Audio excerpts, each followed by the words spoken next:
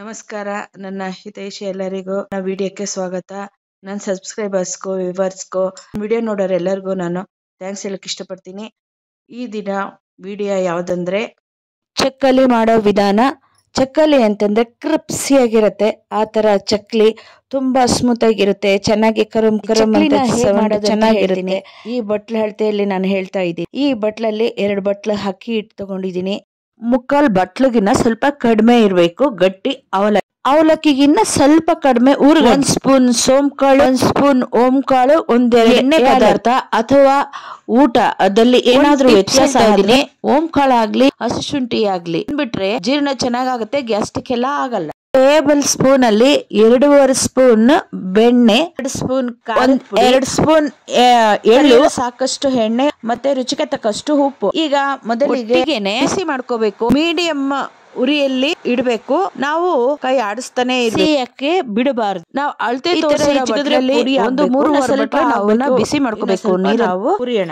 ಈಗ ಸ್ವಲ್ಪ ನೋಡಿ ಆಗಿದೆ, ನಾವು ಇಳಿಸ್ಬಿಡೋಣ. ಆ ಬಿಸಿಗೆನೆ ಸರಿ ಹೋಗ್ಬಿಡುತ್ತೆ. ತಣ್ಣಗಾಗ್ಬೇಕು. ತಣ್ಣಗಾದ ನಂತರ ನಾವು ಪುಡಿ ಮಾಡ್ಕೋಬೇಕು. ನಂತರ ಜರಡಿ ಹಿಡಿಬೇಕು. ಈ ತರ ನುಣ್ಣಗಾಗಿದೆ. ಜರಡಿ ಹಿಡಿಯೋಣ. ಜೊತೆಗೆ ಅಕ್ಕಿ, ಎಳ್ಳು, ಓಂಕಾಳು, ಸೋಂಕಾಳು, ಯಾಲಕ್ಕಿ, ಖಾರದ ಪುಡಿ, ಬೆಣ್ಣೆನ ಒಲೆ ಮೇಲಿಟ್ಟು ಸ್ವಲ್ಪ ಕರಗಿಸ್ಬಿಟ್ಟು ಹಾಕ್ಬೇಕು. ನಾವು ಟೇಬಲ್ ಸ್ಪೂನ್ ಅಲ್ಲಿ 1.5 ಸ್ಪೂನ್ ಉಪ್ಪು ಹಾಕೋಬೇಕು.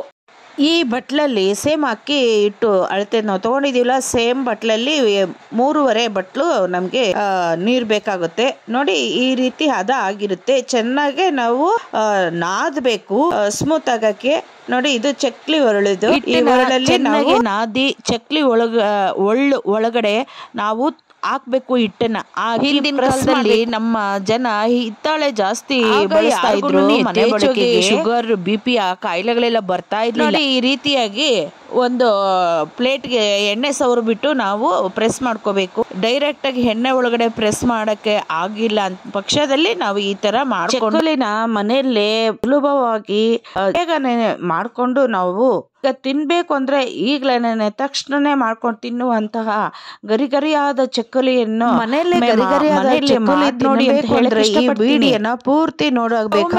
ಬಾಂಡ್ಲಿ ಇಟ್ಬಿಟ್ಟು ಬಾಂಡ್ಲಿಗೆ ಎಣ್ಣೆ ಹಾಕಿ ಎಣ್ಣೆ ಸ್ವಲ್ಪ ಕಾಯಿದ್ಮೇಲೆ ನಾವು ನಿಧಾನಕ್ಕೆ ಎಣ್ಣೆ ಒಳಗಡೆ ಬಿಡ್ಬೇಕು ಚಕ್ಲಿನ. ಈ ನೊರೆ ಎಲ್ಲ ಹೊರಟೋಗ್ಬೇಕು. ನೊರೆ ಎಲ್ಲ ಹೊರಟೋದಾಗ ನಾವು ಉಲ್ಟಾ ತಿರ್ಗಿಸಿ ಹಾಕ್ತಾ ಇದ್ದೀನಿ ಚಕ್ಲಿನ. ಒಂದೊಂದೇನೆ ಈ ತರ ಹಾಕೊಂಡು ಎಣ್ಣೆ ಸೋಸ್ಕೋಬೇಕು ನೀಟಾಗೆ.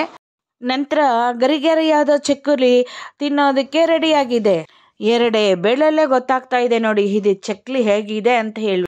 ಈಗ ಟೇಸ್ಟ್ ನೋಡೋಣ. ಸೂಪರ್ ಆಗಿದೆ. ಗರಿಗರಿಯಾದ ಚಕ್ಕಲಿಯನ್ನ ಮನೆಯಲ್ಲೇ ಮಾಡ್ಕೊಂಡು ತಿಂದ್ರೆ ತುಂಬಾ ಖುಷಿ ಆಗುತ್ತೆ. ನೀವು ಸಹ ಇದೇ ತರ ಮಾಡ್ಕೊಳ್ಳಿ. ಈಸಿಯಾಗಿದೆ ರೆಸಿಪಿ ಅಂತ ಹೇಳಕ್ ಇಷ್ಟಪಡ್ತೀನಿ. ಮುಂದಿನ ವಿಡಿಯೋದಲ್ಲಿ ಸಿಗೋಣ. ಅಲ್ಲಿವರೆಗೂ ಟೇಕ್ ಕೇರ್. ಬಾಯ್ ಬಾಯ್. ಸರ್ವಜನ ಸುಖಿನೋ ಭವಂತು. Thank you for watching. ಮಾತೆ.